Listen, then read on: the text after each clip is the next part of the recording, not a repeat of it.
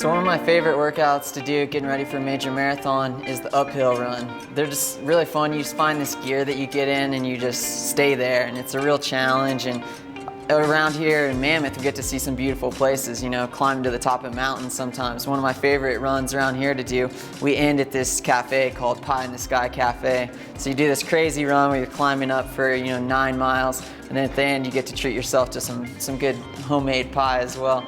And I realize not everyone can do an uphill run because you need a whole crew, someone to drive you back down once you get to the top because you don't want to run all the way back down.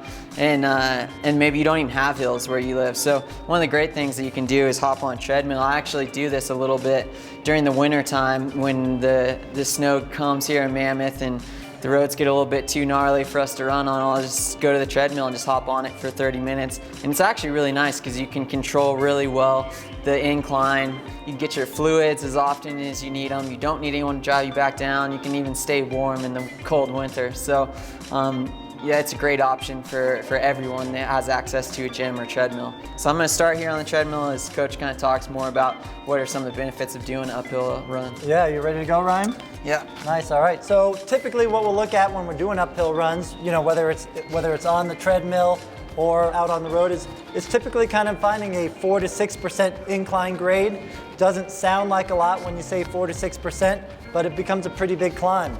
The great things with these uphill runs as we go through is there's a huge aerobic power component to uphill running. It's basically resistance training. It's like doing weights because running uphill recruits more muscle fibers to get the job done. It's harder work on the body. You're fighting against gravity. You've got to lift up higher with each step to go forward. The other thing is uphill running immediately challenges the heart rate. So the heart rate's going to jump up much higher than a regular run. Maybe typically Ryan's going to run a regular run at 130 to 140 beats per minute.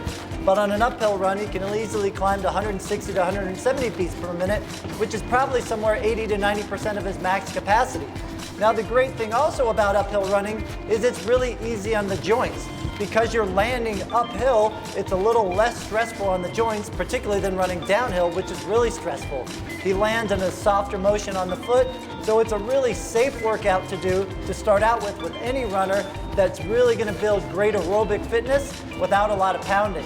Now, typically Ryan will do upwards of running 15K or 9.3 miles uphill. He'll try to cover it in about an hour.